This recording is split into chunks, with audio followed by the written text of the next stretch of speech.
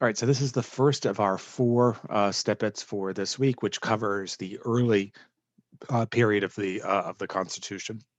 And this snippet is going to look at the late 1700s and very, very early 1800s, where the key theme is creating some kind of precedent in with regards to the Constitution, because there are so many vague clauses of the Constitution. You have the framers who are sitting in Congress who are peopling the Washington administration during this period, and so lots of the key decisions about how to execute the Constitution, most of which are made from the then capital city of New York, wind up essentially becoming precedents, even though again these are often just statutes or treaty ratifications. They do set a system. So the starting point here is the Judiciary Act of 1789, the first major piece of legislation passed in U.S. history. Remember that all the Constitution says about the court system is that there will be a Supreme Court, and that's it. And the Judiciary Act does two things. First of all, it says that it tells us how many people are going to be on the Supreme Court: six. You can imagine this would be a bit of a problem in the current system if you had three Democratic nominees and three Republican nominees.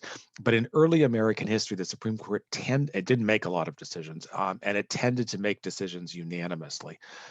Eventually, however, this number will get bumped up to seven, to nine, briefly during the Civil War to 10 members of the Supreme Court, and then back down to nine after the Civil War, and it's been nine ever since.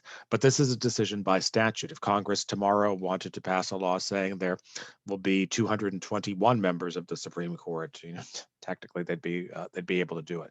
So that's the first thing the Judiciary Act does. The second is to set up a three-tiered federal system. So the Supreme Court is at the top. District courts are at the bottom, and these are federal trial courts. And then in the middle are appellate courts. You see here that there are three circuit courts that are established by the Judiciary Act. Currently, there are 12 circuit courts. There are 1 through 11 divided regionally, and then there's a Court of Appeals for the District of Columbia as well. So these are the intermediary courts between district courts and the Supreme Court. And the Supreme Court only hears around 80 or 90 cases a year. So, the vast majority of cases end in the federal level and with these federal appellate courts. So the Judiciary Act remains the kind of operating principle animating the U.S.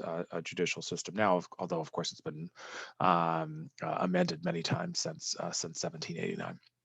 That's the first precedent. Second precedent, two key things regarding the treaty-making clause.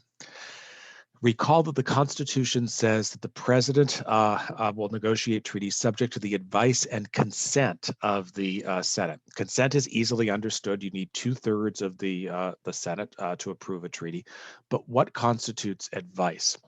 So the first treaty that is negotiated by the independent United States is actually with a group of Indian nations in the Southwest by the Washington administration. There's no official Senate record in the first federal Senate because the Senate for the first decade or so of U.S. history was closed to the public and did not keep a transcript of what was said. So most of what we know from this first Senate was through a quite detailed journal kept by a Pennsylvania opposition senator named William Maclay. And Maclay recalls this incident where President Washington comes to the floor of the Senate, tells the senators, I'm negotiating this treaty with the Indian nations. Constitution says you're supposed to give me advice. I'm here. Give me advice. And what the senators say is, look, we can't give you advice on the spot. You have to give us time to think about the issue. You have to give us the background documents. Then we'll give you advice. Washington says, no, thanks. And then leaves. And this creates a precedent by which no president will ever again return personally to the floor of the Senate and ask for advice. So that portion of the Constitution's treaty-making clause to a certain extent becomes a nullity, and the Senate's real power just becomes the power to approve.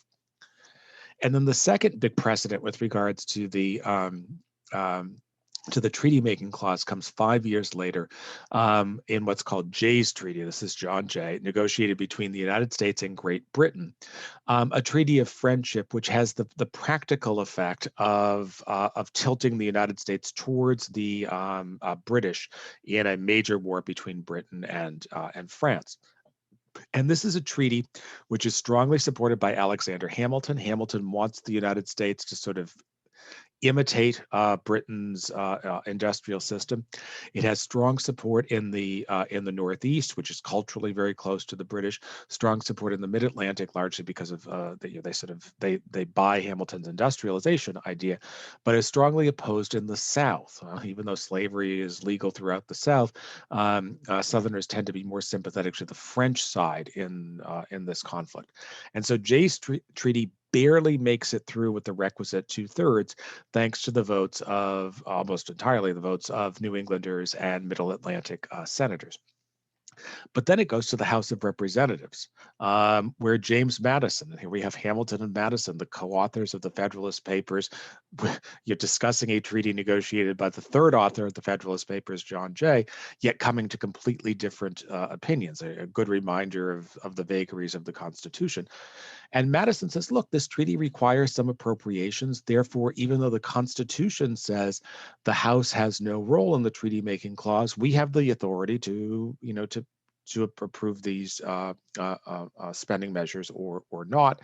And what Madison is hoping to do is to use the House to subvert the Jay's Treaty. And Washington personally intervenes. He lobbies members of the House. And he says, look, under the Constitution, it says treaties are supposed to be supreme law of the land. We can't, and the Senate is given this power to approve. We can't have a system where the House has an extra constitutional power. And that line of argument wins out. And since then, the House has had essentially a non-existent role in the treaty-making clause. But again, this was hardly inevitable.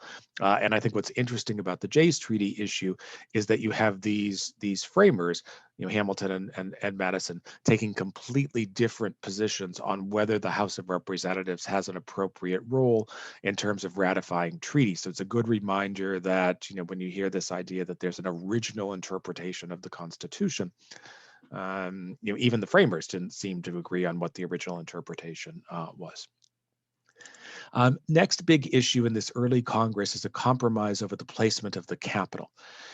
And Hamilton is a key role here. Hamilton wants his sort of financial program to go through. He wants the creation of the Bank of the United States. And Southerners are not thrilled about this as a concept, but they say, okay, we're okay with the national bank. We'll give it a 20-year charter, but you have to agree to move the capital to the South. We don't want a capital in New York and a very active financial power in terms of the national government.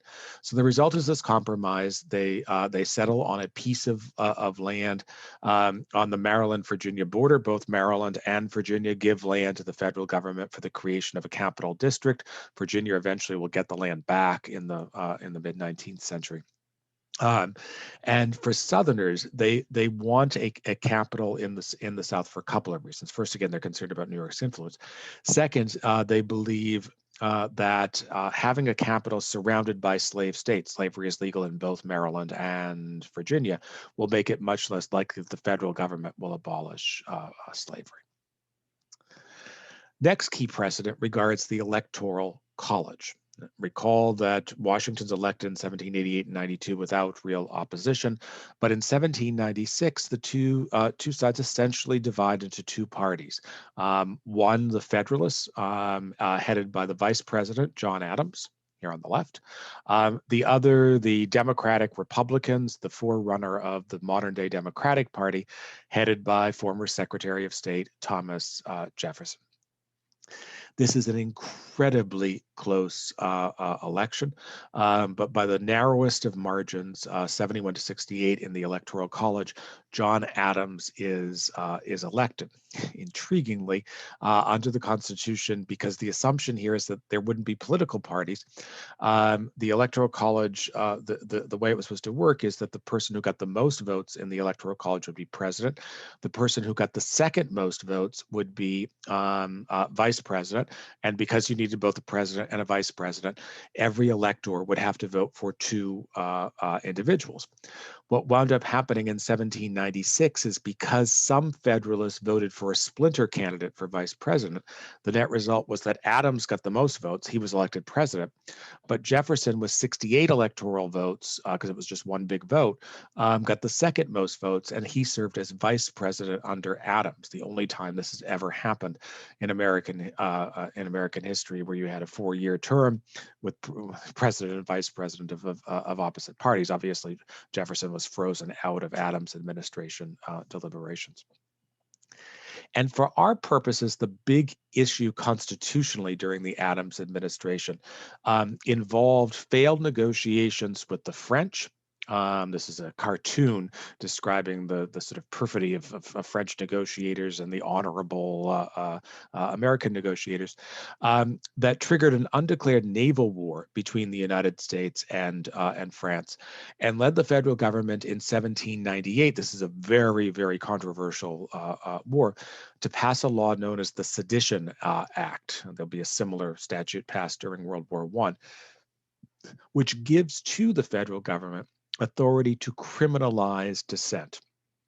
So any false, scandalous, or malicious writing or writings against the government of the United States, or either House of the Congress of the United States, or the President of the United States, can be a criminal behavior. And we get, as a result of the Sedition Act, the first time in American history a member of Congress is sent to jail for violating federal criminal law. This guy, Matthew Lyon, Lyon, who was a Jeffersonian congressman from Vermont, is tried and convicted under the Sedition Act, and then wins re-election from jail. And the Jeffersonians are enraged, correctly, about the Sedition Act. The question is what to do. The Federalists control the court system. It's unclear the courts are going to strike it down. And the result is that two state legislatures controlled by the Jeffersonians, Kentucky and Virginia, passed state resolutions. The Kentucky resolution, which is written primarily by Jefferson, the Virginia resolution, which is written primarily by Madison. And both of these resolutions, quite intriguingly, take the argument that states have the ability to conduct judicial review. Each party has an equal right to judge for itself, as well as infractions of the mode of measure of redress.